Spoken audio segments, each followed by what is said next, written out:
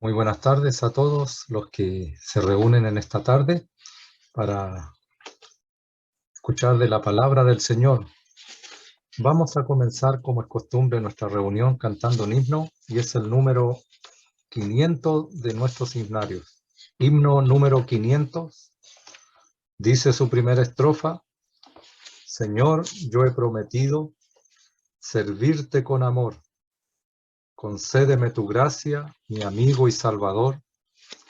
No temeré en la lucha, si tú a mi lado estás, ni perderé el camino, si tú guiando vas. Himno número 500. Señor, yo he prometido servirte con amor. Concédeme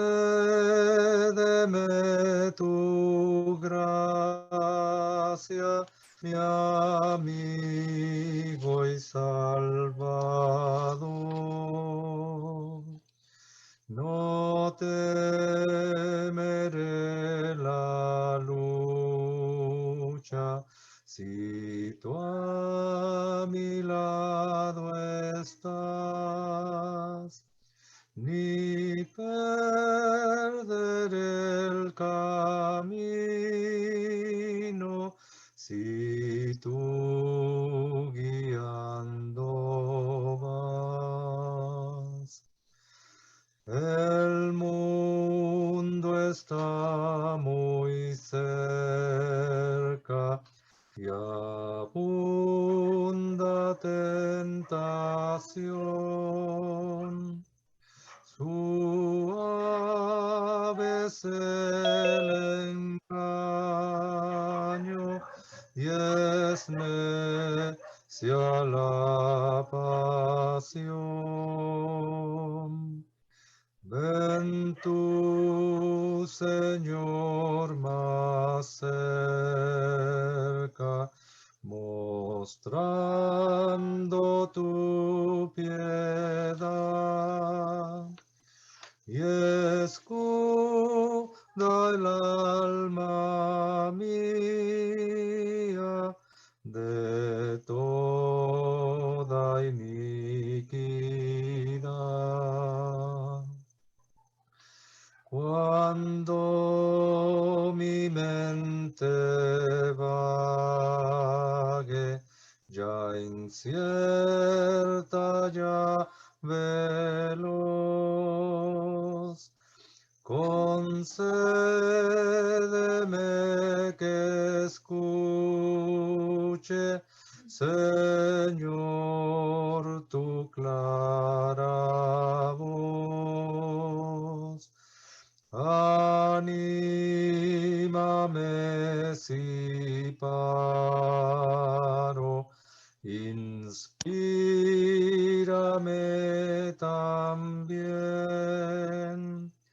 Repréndeme si temo, en todo hacer el bien. Señor, tú has prometido a todo aquel que va siguiendo tus pisadas, que al cielo llegará. Sosténme en el camino, y al fin con dulce amor trasnádame a tu gloria, mi amigo y salvador. Bien, para continuar nuestra reunión, vamos a pedir a un hermano en comunión, por favor, que pueda encomendarnos al Señor en oración esta reunión, por favor.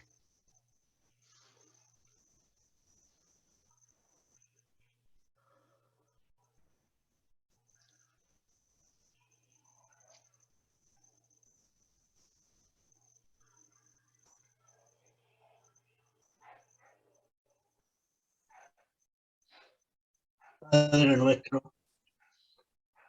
damos gracias a ti por toda tu misericordia, por todo el bien que nos has dado, aún antes de conocer.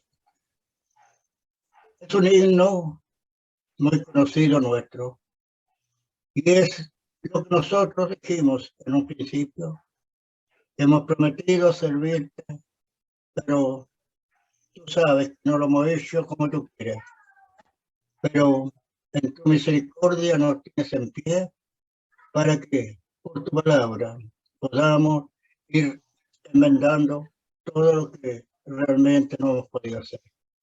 Queremos encomendar esta reunión en tus manos, encomendarnos los hermanos, los que somos hijos tuyos, y encomendar también a tu siervo que tomará tu palabra para entregárnosla.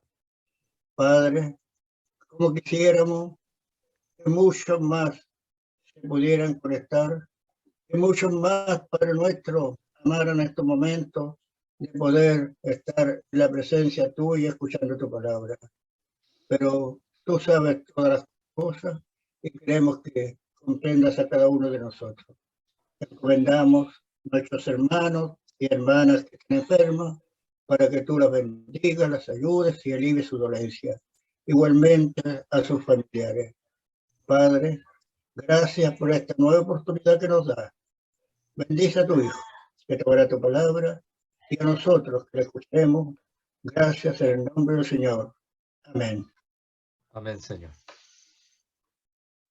Bien, volvemos a dar una cordial bienvenida a todos los que se reúnen en esta tarde para escuchar de la palabra del Señor. Para los que no lo saben y son nuevos, en realidad estamos estudiando la carta a los Corintios y corresponde en esta semana el capítulo 8 de Primera a los Corintios. Primera a los Corintios, capítulo 8, versículo 11 al 13. En realidad es una de las respuestas que el apóstol Pablo da a la asamblea de Corinto debido a una carta que ellos enviaron para saber de estas cosas que ellos no entendían. Eso está en el capítulo 7 cuando dice en el versículo 1, en cuanto a las cosas de que me escribisteis, bueno le sería al hombre no tocar mujer. En cuanto a lo que tiene que ver a los problemas del matrimonio que se hablaba allí. Esa fue la carta que Pablo está respondiendo ya en el capítulo 7 y ahora nos corresponde ver la respuesta que Pablo da en cuanto al consumo de alimentos ofrecidos a ídolos. Recuerde, hermano, que esta carta cuando fue escrita, ellos venían con un trasfondo, los hermanos de Corinto, porque existían todo tipo de idolatría en ese tiempo. Ellos habían y tenían un templo pagano allí en Corinto, y muchos de aquellos hermanos que se habían convertido antiguamente habían ofrecido aquellas cosas a esos ídolos. Así que ellos habían preguntas en cuanto a esto también. Vamos a leer el primero a los Corintios, capítulo 8 y versículo 1 al 13. Dice, en cuanto a lo sacrificado a los ídolos, sabemos que todos tenemos conocimiento. El conocimiento envanece, pero el amor edifica. Y si alguno se imagina que sabe algo, aún no sabe nada como debe saberlo. Pero si alguno ama a Dios, es conocido por él. Acerca, pues, de las viandas que se sacrifican a los ídolos, sabemos que un ídolo nada es en el mundo y que no hay más que un Dios. Pues aunque haya algunos que se llamen dioses, sea en el cielo o en la tierra, como hay muchos dioses y muchos señores, para nosotros, sin embargo, solo hay un Dios, el Padre, del cual proceden todas las cosas, y nosotros somos para Él, y un Señor, Jesucristo, por medio del cual son todas las cosas, y nosotros por medio de Él. Pero no en todos hay este conocimiento, porque algunos habituados hasta aquí a los ídolos, comen como sacrificado a ídolos, y su conciencia, siendo débil, se contamina. Si bien la vianda no nos hace más aceptos ante Dios, pues ni porque comamos seremos más, ni porque no comamos seremos menos. Pero mirad que esta libertad vuestra no venga a ser tropezadero para los débiles.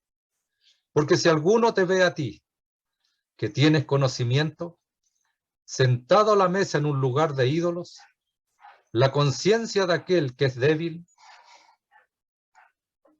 ¿no será estimulada a comer de lo sacrificado a los ídolos?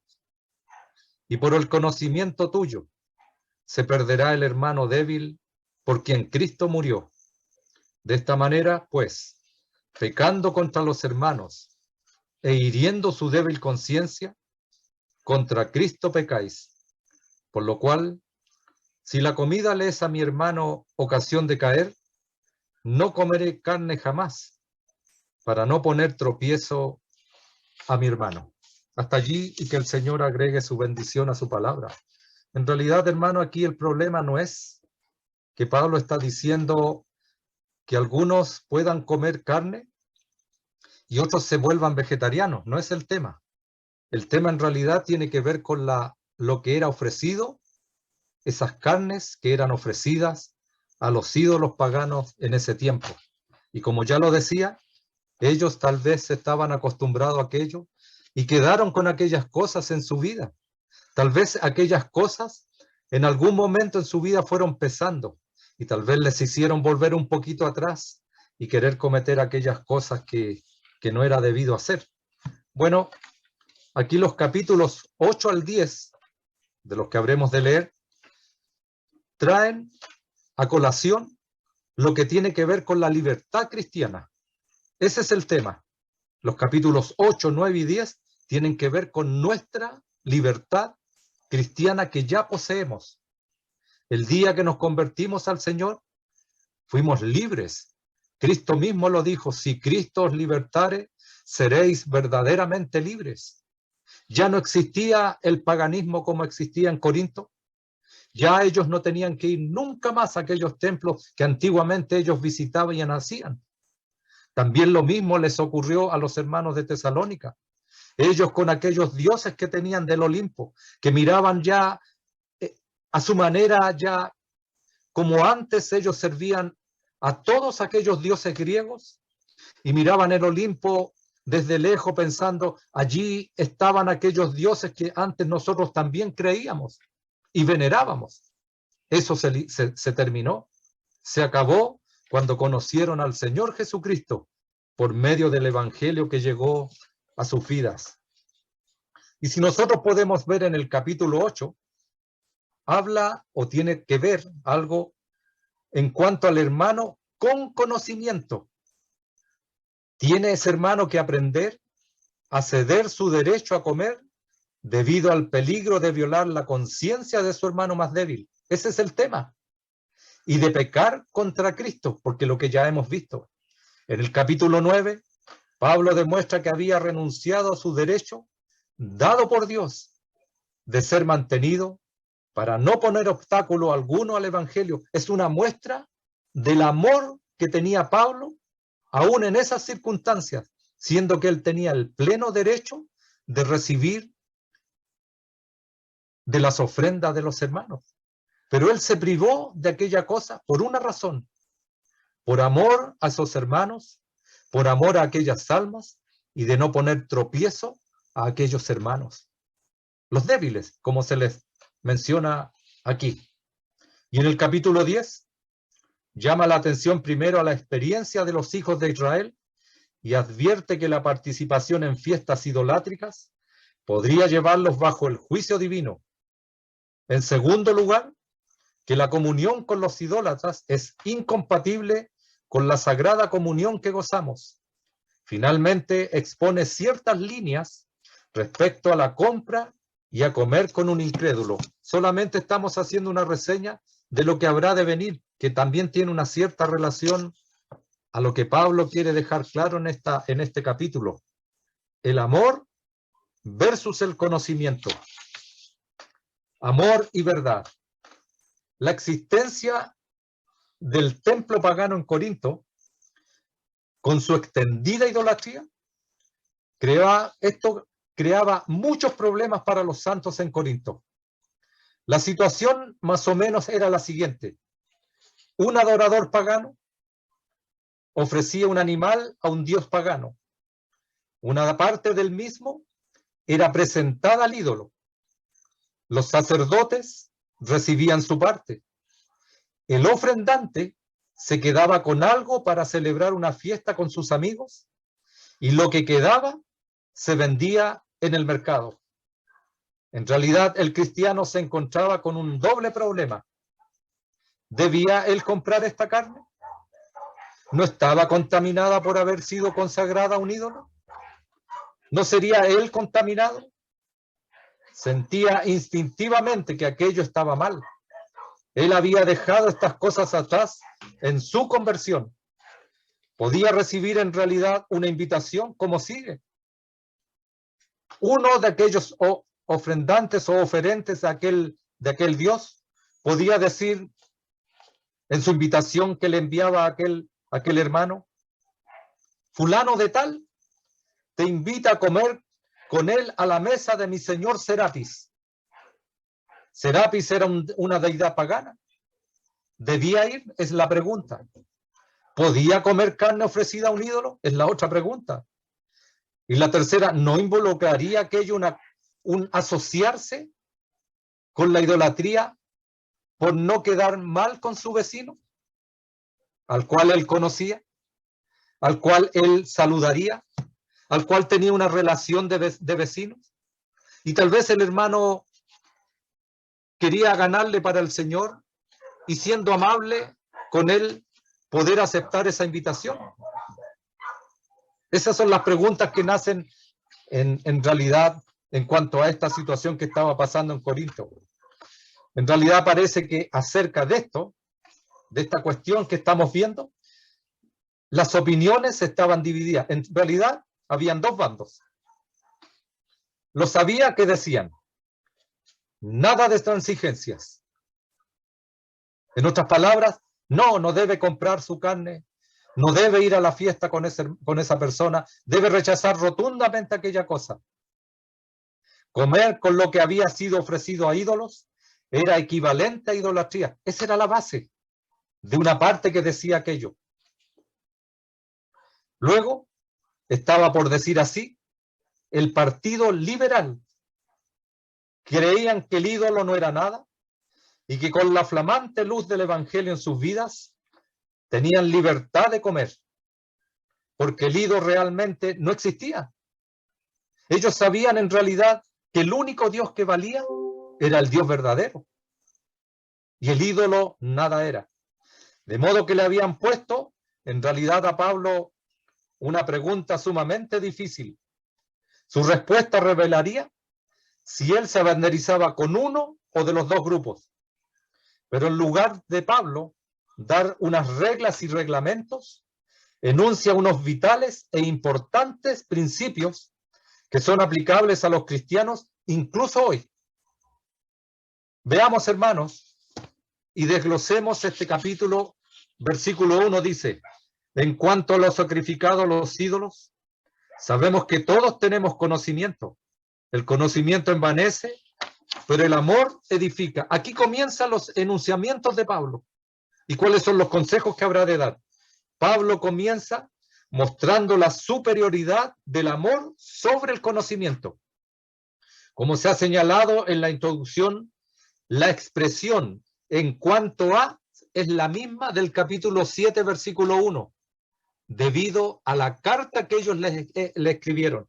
Es la misma fórmula que encontramos en el capítulo 7.1, y allí se trata de otra cuestión suscitada en la carta que le habían enviado. Es parte de la carta que le enviaron a Pablo, y esta es una de las respuestas en cuanto a la idolatría y de lo que era ofrecido a la idolatría. Parece que los corintios pretendían un conocimiento, o que tenían un conocimiento respecto a la naturaleza de la adoración idolátrica. Pablo está de acuerdo con esto y se asocia con ellos, pero de inmediato lo contrasta con el amor. Muestra que el conocimiento por sí mismo puede, ¿qué cosa? Hinchar, envanecer, llenar de orgullo. Esta expresión ya la ha empleado antes. Mire, basta que miremos el capítulo 4 de esta misma carta, que ya lo hemos visto anteriormente, y allí Pablo dice lo siguiente, capítulo 4, versículo 6, en cuanto al envanecimiento y al conocimiento lo que puede producir. Pero esto, hermanos, lo he presentado como ejemplo en mí y en Apolos por amor de vosotros, el amor, para que en nosotros aprendáis a no pensar más de lo que está escrito, no sea que por causa de uno os envanezcáis unos contra otros. Versículo 18 dice de esta manera del mismo capítulo 4, mas algunos están envanecidos, como si yo nunca hubiese de ir a vosotros. Versículo 19, pero iré pronto a vosotros, si el Señor quiere, y conoceré no las palabras, sino el poder de los que andan envanecidos. Capítulo 5 y versículo 2, y vosotros estáis envanecidos. ¿No debierais más bien haberos lamentado para que fuese quitado de en medio de vosotros el que cometió tal acción? Querido hermano, el envanecimiento no queda solamente en eso. Vienen acciones. En el capítulo 4 miramos cómo ellos estaban envanecidos y habían hecho divisiones en la iglesia de Corinto, diciendo en los primeros capítulos que ya hemos estudiado, yo soy de Pablo, yo soy de Cefas, yo soy de Apolo y yo soy de Cristo. Y Pablo hace la tremenda pregunta cuando les dice, ¿acaso Cristo está dividido? Estaban envanecidos. Y en el capítulo 5 vemos el envanecimiento no solamente de esta pareja, que había cometido tal pecado y que debían ser sacados de la comunión, aún los propios creyentes de la asamblea estaban todos envanecidos y no habían tomado cartas en el asunto debido a su envanecimiento. Esto es tremendamente preocupante y de mucho cuidado, hermanos. El conocimiento a nosotros nos puede llevar muchas veces a envanecernos y cometer cosas tremendas y terribles en contra de nuestro Padre, de nuestro Dios. Así que, en realidad, esto es de cuidado de ver cuando hay un conocimiento, el cual los corintios tenían. ¿Y saben qué llevó al envanecimiento de la asamblea en Corinto? Era porque ellos tenían todos los dones. No les faltaba ningún don. Estaban llenos de dones la asamblea esta de Corinto. Pero usted cosa de que lea la carta y vea el tremendo mal resultado que llevó a aquellos hermanos. El conocimiento les envaneció y estaban peleados unos con otros, hacían divisiones, había un pecado de descomunión, se llevaban a los juicios de los inconversos y se juzgaban unos a otros. Esto fue lo que llevó el conocimiento y lo que les llevó el envanecimiento y el orgullo. En realidad los corintios estaban susceptibles a este pecado. Pero Pablo dice lo siguiente, pero el amor edifica, estimula, es lo opuesto al conocimiento que podría destruir. El amor está exento de orgullo, considera constantemente a los demás y su intención es ayudarlos, fortalecerlos y protegerlos. Esa es la idea del amor que debe existir. Hermanos, no estamos diciendo que nosotros los hermanos no debemos adquirir conocimiento, debemos saber las escrituras, debemos saber las doctrinas. Es por eso que estamos estudiando esta carta y poder comenzarla si el Señor no viene antes y ir avanzando cada 2 semanas, ir avanzando en este estudio para poder después el día de mañana decir cómo poder actuar, cómo saber actuar por saber las escrituras. Es una tremenda lección que Pablo está dando en esta carta. Versículos 2 y 3, para ir avanzando, dice de esta manera, y si alguno se imagina que sabe algo, aún no sabe nada como debe saberlo. Pero si alguno ama a Dios, es conocido por él. Aquí se declara ahora que aquel que se imagina que tiene un pleno conocimiento de algo, no ha comenzado realmente a conocer, no está ni siquiera en el principio de conocer verdaderamente. La ganancia del verdadero conocimiento mantendría o lo mantendría a uno humilde, no orgulloso de sus logros. Pero si alguien llegaba a una decisión respecto a los alimentos sacrificados a los ídolos, sobre la base de un amor genuino a Dios, entonces es reconocido de parte de Dios, conocido de Él, en el sentido de darle su aprobación. Él es el que aprueba. Se debería aquí observar ahora que Pablo está contrastando el amor y el conocimiento de diferentes maneras. Con respecto, por lo menos hay 4 que Pablo hace. Con respecto a resultados, el conocimiento envanece, el amor edifica. Lo primero, que es el conocimiento, lo primero hincha de vanidad. Lo segundo, edifica nuestra fuerza de carácter y la comunión los unos con los otros. Eso es lo que promueve el amor, versus el conocimiento que puede llegar a hinchar o a envanecer o a enorgullecerse de cosas que ni siquiera sabe bien. Con respecto a lo segundo, con respecto al objeto, el conocimiento adquiere una cosa. El objeto del amor es una persona, no es una cosa, es una persona. ¿Quién? Dios mismo. Es una cosa conocer dogma y doctrina. Otra, conocer a una persona. Otra es muy diferente conocer a nuestro Salvador. Otra es muy diferente conocer a nuestro Dios.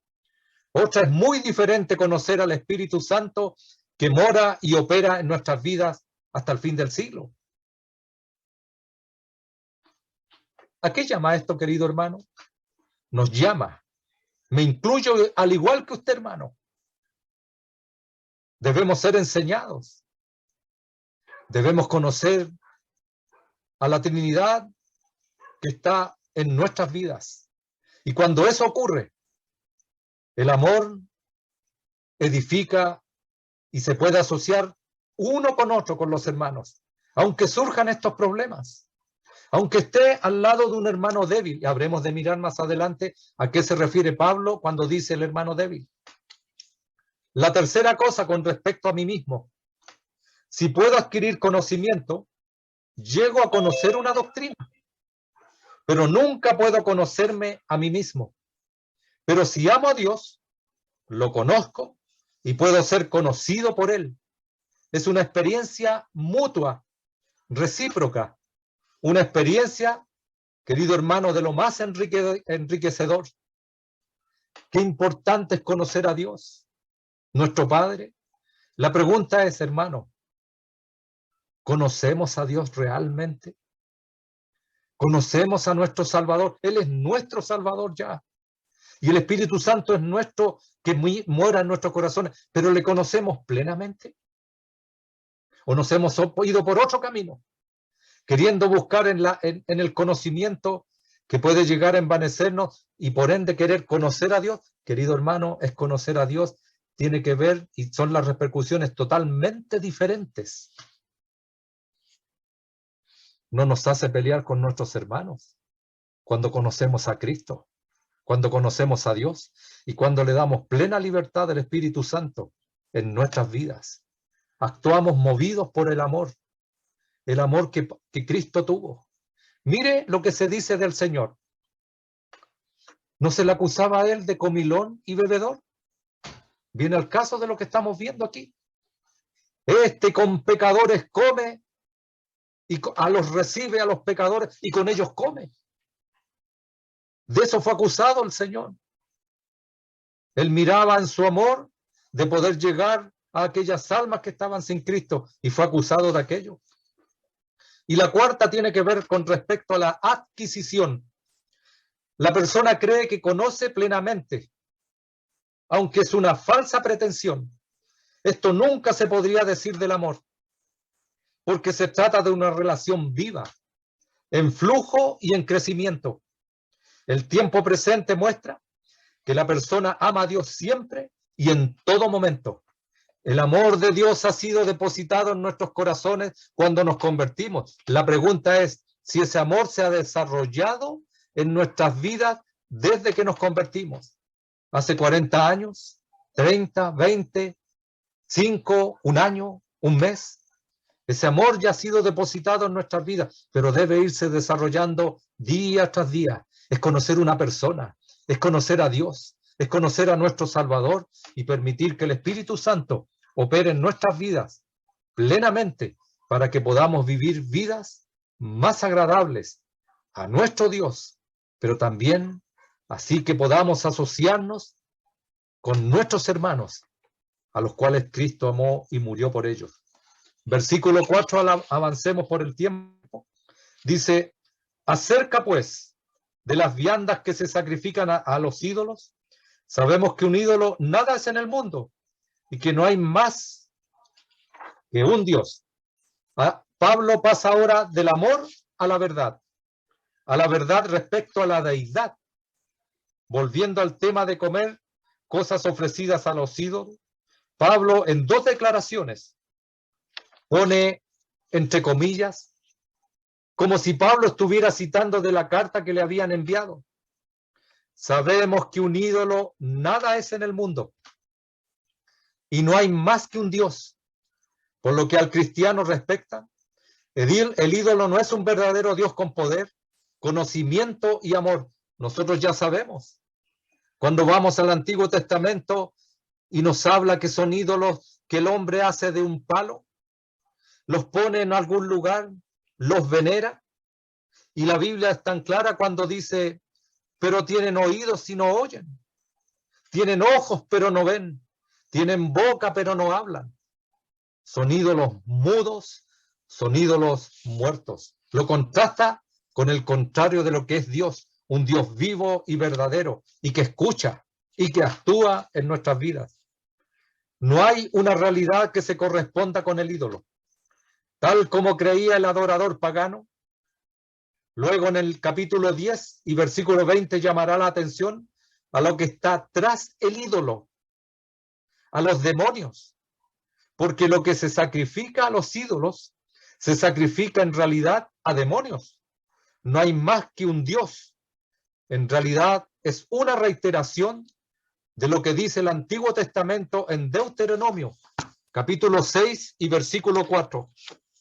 Oye Israel, Jehová tu Dios, uno es y no hay más.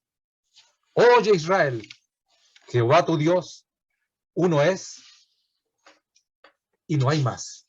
Versículo 5. Pues aunque haya algunos que se llamen dioses, con minúscula está escrito, sea en el cielo o en la tierra, como hay muchos dioses y muchos señores. Pablo no niega que había muchos objetos de culto en el mundo que recibían el nombre de dioses, con minúscula, de parte de sus seguidores. Dioses como Júpiter, Venus, Mercurio, incluso en época tan lejana como la de Jeremías, Judá fue acusada de tener tantos dioses como el número de sus ciudades. Jeremías, capítulo 2 y versículo 28, dice esta gran verdad que ocurrió con aquel pueblo de Judá. Jeremías, capítulo 2, versículo 28, dice de esta manera: ¿y dónde están tus dioses que hiciste para ti? Levántense ellos a ver si te podrán librar en el tiempo de tu aflicción, porque según el número de tus ciudades, oh Judá, fueron tus dioses. La cantidad de ciudades que tenía Judá, así también fueron sus dioses. Sin embargo, la sustancia del argumento es que a pesar de que los paganos adoraban una multitud de deidades, para nosotros solo hay un Dios al que reconocemos. Versículo 6 dice, para nosotros, sin embargo, solo hay un Dios, el Padre del cual proceden todas las cosas, y nosotros somos para él, y un Señor, Jesucristo, por medio del cual son todas las cosas, y nosotros por medio de él. Ahora se llama la atención a la exclusividad del Dios único y verdadero, el Padre, del cual proceden todas las cosas. Llama la atención a que él es la fuente, el originador y creador, y nosotros somos para él. Indica que existimos para vivir para su placer. Él es la meta de nuestras vidas. Cada porción que gozamos, sea como hijos, siervos, administradores o sacerdotes, es todo para la satisfacción de Dios. El universo es de Dios. Los redimidos son para Dios. Un Señor, Jesucristo. Esto no solo destaca su deidad, sino que además lo pone en contraste con muchos señores. En el versículo 5, por medio del cual son todas las cosas, indica que él es el agente en la creación, mientras que en la siguiente declaración, y nosotros por medio de él, llama la atención a él como el agente en la nueva creación. Hasta este punto, mientras estaba leyendo la carta, los más liberales, a los que se ha hecho referencia antes, debían estar pensando que Pablo estaba del lado de ellos, al rechazar en la realidad del Dios ídolo. En un momento indicará que en tanto que está de acuerdo con su libertad de comer, pero no está de acuerdo con su conducta. La libertad de comer debe ser abandonada si su hermano se ofende con ello. También mostrará su desacuerdo con el partido opositor, llamando aquí a los débiles. Mantiene que son excesivamente escrupulosos y faltos de instrucción, pero que se debe respetar su conciencia. ¿Quiénes son estos hermanos que ya Pablo está aclarando, los débiles?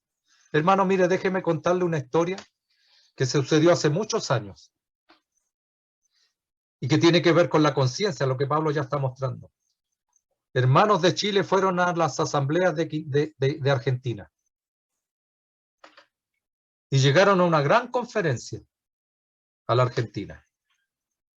Y los hermanos que tenían conocimiento y que su conciencia estaba sumamente tranquila, terminada la reunión y de que tenían que pasar a comer a los mesones grandes, porque era una reunión grandísima, para sorpresa de los hermanos de Chile, se encontraron cuando ya se dieron las gracias por la comida y pasaron a sentarse, las mesas estaban llenas con botellas de vino. Eso es lo que Pablo está diciendo aquí. Esos hermanos volvieron de Argentina a Chile y volvieron sumamente mal. Se comenzaron a alejar del Señor. Su conciencia fue herida. Ellos eran los débiles. No importa, hermanos, los débiles podemos ser hermanos de mayor edad, que llevamos años en el Señor, o hermanos nuevos, que debemos tener cuidado. Pablo lo está diciendo y está indicando esto para enseñarnos cómo debemos actuar. ¿No hubiera sido más prudente, hermanos, que aquellos hermanos argentinos no hubiesen puesto lo que ellos tenían plena libertad de hacer? Que su conciencia no les acusaba. Ese conocimiento de conocer las escrituras, que ellos tal vez podrían hacerlo. Ofender a un hermano débil. En los versículos 7 al 13, el apóstol nos dice que había cristianos en Corinto que seguían considerando el ídolo y que se sentían contaminados al comer carne ofrecida a un ídolo. Observemos la referencia a una conciencia débil, una conciencia contaminada, una conciencia estimulada, una conciencia débil. Lo importante es la consideración por la conciencia más débil de tu hermano y la limitación de tu propia libertad por su bienestar. Lo que mi conciencia me permite hacer, lo puede prohibir mi amor por mi hermano. El amor puede limitar aquello que la conciencia permite. Hermanos, aquí se está tratando el tema de comer. Pero ¿cuántas cosas hay que nosotros hacemos en contra de nuestros hermanos? Porque hay hermanos débiles que tal vez, voy a poner un ejemplo. ¿Les gusta estar con otros hermanos en comunión? ¿En una oncecita? ¿En un cumpleaños? Y sanamente se ríen. Y que haya un hermano tal vez que es mayor, que lleva años en el Señor, y tiene pensado aquello que aparece en la Biblia cuando dice acerca de la risa, que la risa es mala. Pero cuando habla acerca de la risa, se refiere a una risa de gente inconversa burlescamente, que lo hace de una manera totalmente diferente como lo pudiera hacer los creyentes estando en una reunión así. Y ese hermano, como que se pone así, dijera, ¿por qué se ríen tanto? No debieran reírse, debieran vivir de otra manera y vivir así, callado como esto. ¿Sabe, hermano? Es hermano débil. No tiene conocimiento. Es débil. ¿Debería yo hacerlo? Porque tengo el conocimiento. Pablo está enseñando en su carta que es mejor no hacerlo. No por mi conciencia, no porque yo me sienta mal, es por aquel hermano. Puse un ejemplo pequeñito y allí los hermanos podemos ver que hay muchas cosas a veces. O sea, en otras palabras, es considerar a mi hermano débil. Un hermano débil sencillamente es una persona que aún no tiene el conocimiento pleno de las Escrituras. No es menor que el otro hermano que sí lo tiene, ni es mejor que el hermano que lo tiene, pero es débil. Y él no se atreve a hacer esas cosas. Le molestan. No es como el otro hermano. Al que se le llama es al que tiene conocimiento y se le dice, considera a tu hermano para que no lo debilites. ¿Y cuál es la razón que tiene que hacer ahora ese hermano?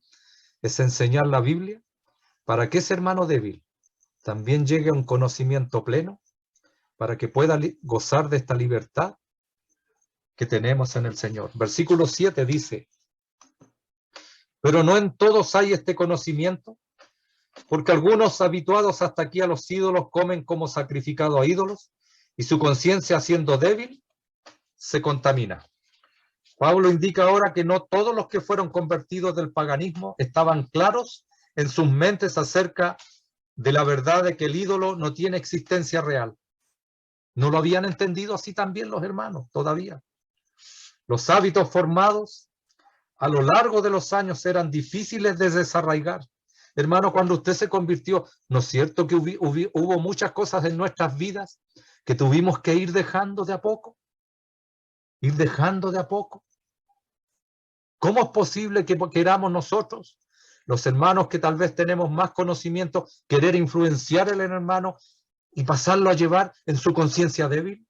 Aún no tiene el conocimiento, somos responsables de enseñar las Escrituras para que el hermano pueda cimentarse y pueda salir de esa debilidad. Y al comer tal carne se sentían conscientes ellos del resurgir de viejas sensaciones, de lo que ellos antes habían vivido. Esto sigue siendo cierto aún en el campo misionero. Y esto tiene que ver con la relación con la brujería. En Chile no tenemos tanto eso.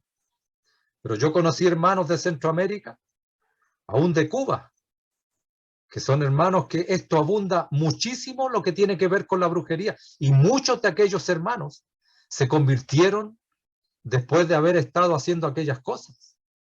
Son cosas que van quedando. La Biblia tiene que ir sacando. La Biblia tiene que ir enseñando para que esas cosas puedan quedar desarraigadas de las vidas de uno, para que no estorben en nuestra vida. Seguían sintiendo una fuerte vinculación con el ídolo. Aquí débil significa que no tiene claro si una acción es correcta o incorrecta. No sabe si esto es correcto o incorrecto. Y por ello incapaz de formarse un sano parecer. Comer no es malo, pero su conciencia lo consideraba malo. Tiene que ver con la cosa, con la conciencia. Se contamina, dice. Significa que por el hecho de comer lo consideraba malo y su conciencia la acusaba, se contaminaba y allí pasaba a significar que hacía algo malo. Versículo 8. Si bien la vianda no nos hace más aceptos ante Dios, pues ni porque comamos seremos más, ni porque no comamos seremos menos. El alimento no tiene capacidad para afectar nuestra relación con Dios. Cuando usted se come un bistec, usted no sabe la procedencia del bistec. Si lo trajo una de estas personas que roba animales y llegó a la carnicería y usted lo compró, no le va a afectar en nada. Eso es neutral y en sí mismo no comporta ninguna aprobación ni condenación. No se consigue ninguna ventaja comiendo, no se consigue crédito alguno que podamos ver con orgullo. En cambio, rehusar comer no significa que estemos perdiendo terreno. No se incurre en déficit alguno que podamos deplorar. La comida es algo demasiado insignificante para que produzca efecto. Y Dios es demasiado grande y majestuoso para permitirlo. Versículo 9. Pero mirad que esta libertad vuestra no venga a ser tropezadero para los débiles. No hay importancia en la comida misma, pero sí que es importante no hacer que nuestro hermano peque debido a la comida. Libertad es el derecho a actuar como uno lo considere conveniente, pero este derecho es incorrecto si significa producir daño o perjuicio a otro. Un tropezadero es un obstáculo puesto en el camino de otro, por el que uno pueda tropezar o caer y con ello herirse. No importa lo recta que pueda ser nuestra conducta, hemos de estar dispuestos a considerar su efecto sobre otros no tan inteligentes o espirituales. Eso se va adquiriendo. El hermano debe ir aprendiendo las escrituras. Debemos cada uno de nosotros ir madurando. Versículo 10. Porque si alguno te ve a ti que tienes conocimiento, sentado a la mesa en un lugar de ídolos, la conciencia de aquel que es débil no será estimulada. Pablo da ahora una ilustración de esta verdad. Mostrará en este versículo y en los siguientes el resultado de derechos ejercidos sin la debida consideración por otro hermano.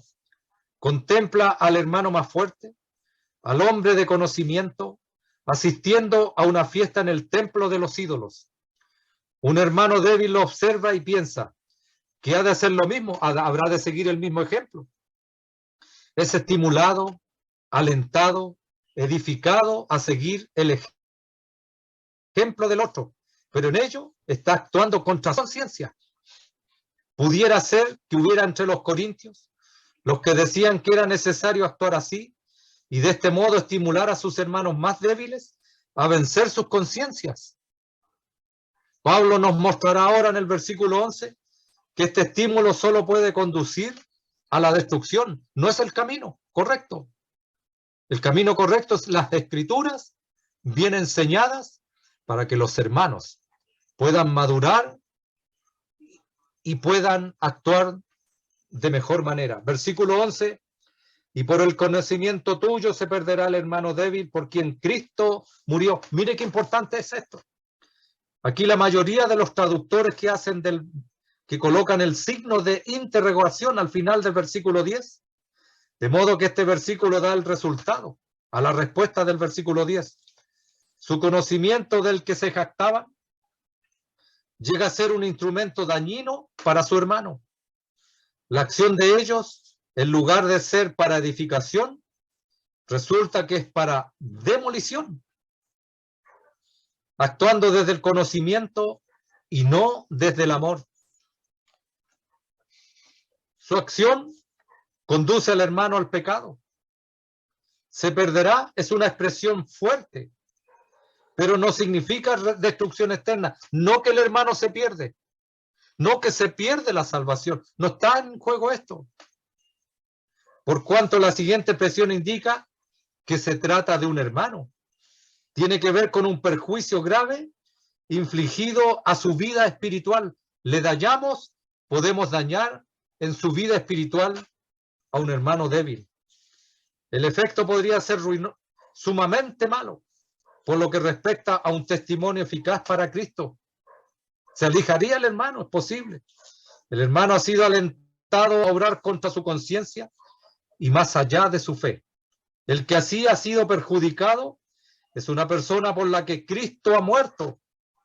¿Qué contraste entre el amor de Cristo al morir por él y la falta de amor que lo ha llevado a la ruina de un hermano que conoce las cosas, pero que no ha tenido cuidado de su hermano más débil?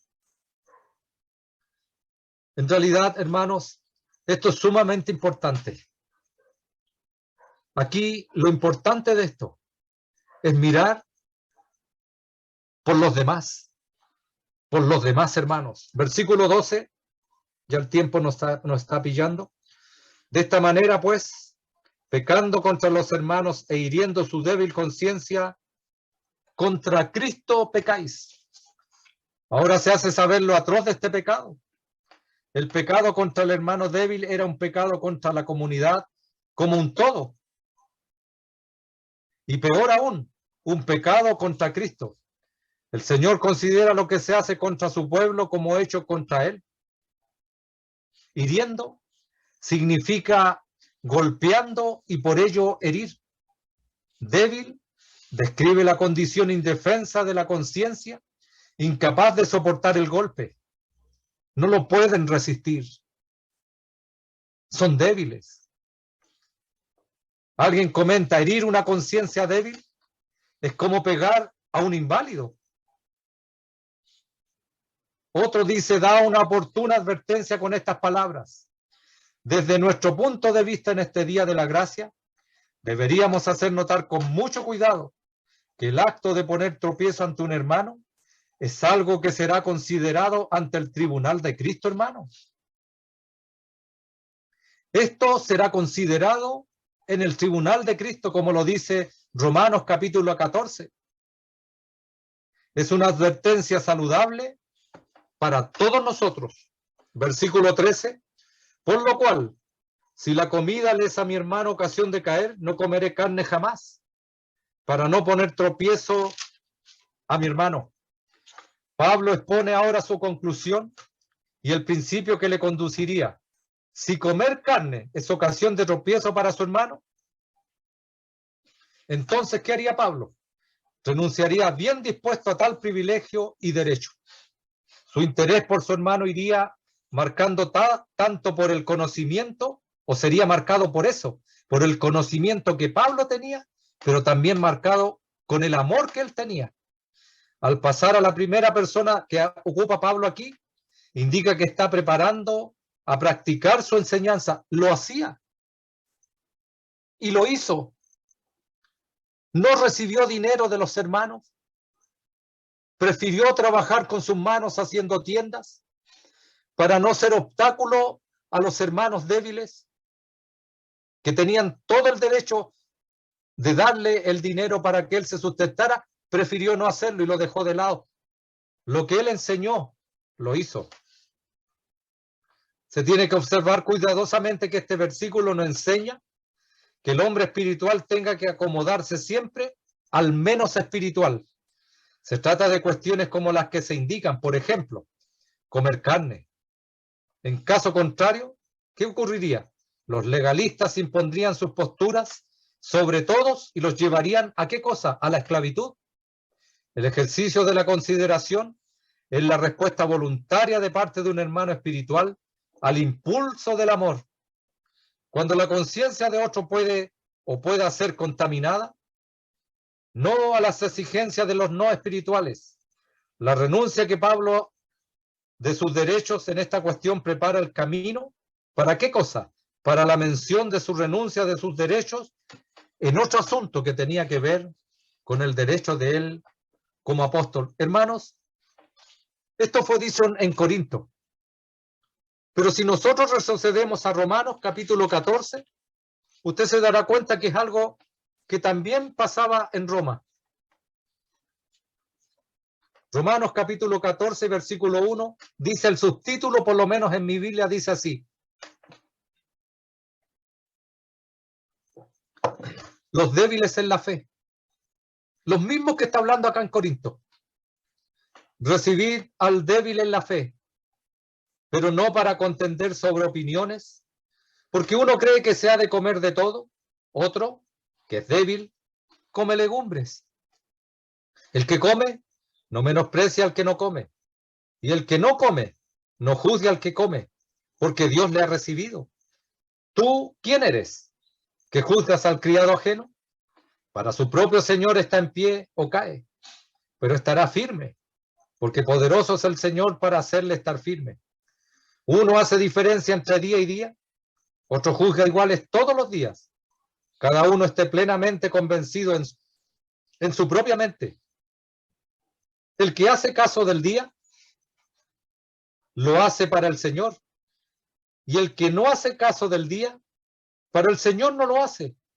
El que come, para el Señor come, porque da gracias a Dios. Y el que no come, para el Señor no come y da gracias a Dios. Porque ninguno de nosotros vive para sí, y ninguno muere para sí. Pues si vivimos, para el Señor vivimos, y si morimos, para el Señor morimos. Así pues, sea que vivamos o que muramos, del Señor somos. Porque Cristo para esto murió y resucitó, y volvió a vivir, para ser Señor así de los muertos como de los que viven. Pero tú, ¿por qué juzgas a tu hermano? ¿O tú también, por qué menosprecias a tu hermano? Porque todos compareceremos ante el tribunal de Cristo por juzgar a mi hermano o por menospreciar a mi hermano, porque todos compareceremos ante el tribunal de Cristo. Porque Cristo está vivo yo, dice el Señor, que ante mí se doblará toda rodilla y toda lengua confesará a Dios, de manera que cada uno de nosotros dará a Dios cuenta de sí. Así que ya no nos juzguemos más los unos a los otros, sino más bien decidid no poner tropiezo u ocasión de caer al hermano. Yo sé y confío en el Señor Jesús, que nada es inmundo en sí mismo, mas para el que piensa que algo es inmundo, para él lo es. Pero si por causa de la comida tu hermano es contristado, ya no andas conforme al amor. No hagas que por la comida tuya se pierda aquel por quien Cristo murió. No sea, pues, vituperado vuestro bien, porque el reino de Dios no es comida ni bebida, sino justicia, paz y gozo en el Espíritu Santo. Esto es lo importante, aquellas cosas. Porque el que en esto sirve a Cristo, agrada a Dios y es aprobado por los hombres. Así que, sigamos lo que contribuye a la paz y a la mutua edificación. No destruyas la obra de Dios por causa de la comida. Todas las cosas a la verdad son limpias, pero es malo que el hombre haga tropezar a otros con lo que come. Bueno es no comer carne ni beber vino, ni nada en que tu hermano tropiece, o se ofenda o se debilite. Comer, beber o cualquier cosa que tu hermano tropiece o se ofenda o se debilite. Dice, ¿tienes tu fe? Le pregunta. Tenla para contigo delante de Dios. Aquellas cosas que tú no te privas, tenlas para contigo delante de Dios. Bienaventurado el que no se condena a sí mismo en lo que aprueba, pero el que duda sobre lo que come, aquí está el débil, es condenado, porque no lo hace con fe, y todo lo que no proviene de fe es pecado. Así que los que somos fuertes debemos soportar las flaquezas de los débiles y no agradarnos a nosotros mismos. Cada uno de nosotros agrade a su prójimo en lo que es bueno para edificación, porque ni aun Cristo se agradó a sí mismo. Antes bien, como está escrito, los vituperios de los que te vituperaban cayeron sobre mí, porque las cosas que se escribieron antes Para nuestra enseñanza se escribieron, a fin de que por la paciencia y la consolación de las Escrituras tengamos esperanza. Pero el Dios de la paciencia y de la consolación os dé entre vosotros un mismo sentir según Cristo Jesús, para que unánimes a una voz glorifiquéis al Dios y Padre de nuestro Señor Jesucristo. Hermano, ¿cuán importante es esto? Estas cosas que hicieron daño en Corinto, que hicieron problemas en Roma y que puedan estar haciendo problemas en nuestras asambleas en el día de hoy. ¿Cuán importante es saber estas verdades? Debemos tener cuidado con nuestros hermanos débiles. Una plática o una conversación a veces puede dañar mucho a un hermano. Algo que tú no te juzgas. Estoy diciendo una plática sana, pero que pueda decir alguna cosa, como a mí me sucedió recién convertido. Escuché de hermanos mayores espirituales, eran conocidos como hermanos espirituales, pero dijeron una cosa, y sabe, hermano, yo siendo débil, me sentí muy mal, porque me puse a pensar y dije, ¿cómo pueden decir estas cosas ellos? Y no se fijan en mí. Hermanos, debemos tener cuidado cómo hablamos, lo que decimos, porque no sabemos al hermano que tenemos delante nuestro. Podemos tener muchos años en el Señor y podemos estar débiles en nuestra conciencia y podemos hacer daño. Considera a tu hermano, porque es un hermano por el cual Cristo murió y tiene que ver con aquello que un día se habrá de dar a cuenta, una ofensa a nuestros hermanos. ¿Cuán cuidadosos debemos ser, hermanos? Tremendamente cuidadosos con aquellos que Cristo amó y murió por ellos también. Así que, hermanos, el capítulo 8 está terminado. Habremos de ver Dios mediante el capítulo 9 en adelante y ver lo que atañe en cuanto a lo que Pablo enseña. Cómo él había dejado aquello, un derecho que le pertenecía por amor a sus hermanos. No entendieron en ese momento ellos que ellos no debieran haber trabajado y ellos debieran haberle suplido para que él pudiera llevar el evangelio a más personas. ¿Qué hizo Pablo? Consideró a sus hermanos. ¿No entendían aún las escrituras? Se encargó de enseñárselas. Mire, los hermanos de Primera de Corintios no son los mismos de la segunda carta. Cambiaron totalmente, maduraron, crecieron, y Pablo puede decir con regocijo después, si es que no hemos de llegar también a esa carta, y ve el cambio inmenso que tuvieron ellos. Sí, la palabra y la enseñanza va siendo cabida en nuestros corazones, nos enseña para ser creyentes espirituales, mejores creyentes, y que podamos actuar en la situación y en las circunstancias en las que nos encontremos. Poder actuar como corresponde a creyentes. Hermanos, que el Señor bendiga su palabra. Disculpe por el tiempo que me pasé. Vamos a orar para terminar. Oremos. Padre, gracias por tu palabra. Gracias porque tú nos aclaras aquellas cosas que son tan importantes en nuestra vida, en lo cotidiano. Sabemos, Padre, también habremos de verlo, que no estamos permitiendo de tener comunión con ídolos, porque sabemos que detrás de aquello, detrás de un ídolo están los demonios. Pero esto tiene que ver con lo cotidiano, con el comer, con aquellas libertades que poseemos como cristianos, que a veces esas libertades debemos frenarlas por amor a nuestros hermanos débiles. Permite, Padre, que esto sea una realidad en nuestras vidas, en todo orden de cosas, y que podamos considerar a aquellos hermanos de esa manera, por los que Cristo murió. Padre, gracias por tu palabra. Queremos dejar esta reunión en tus manos. Lo hacemos agradecidos y confiados, porque lo hacemos, Padre, en el nombre de nuestro Salvador, el Señor Jesucristo. Amén, Señor. Bien, hermanos, queremos dar las gracias a todos los que han podido estar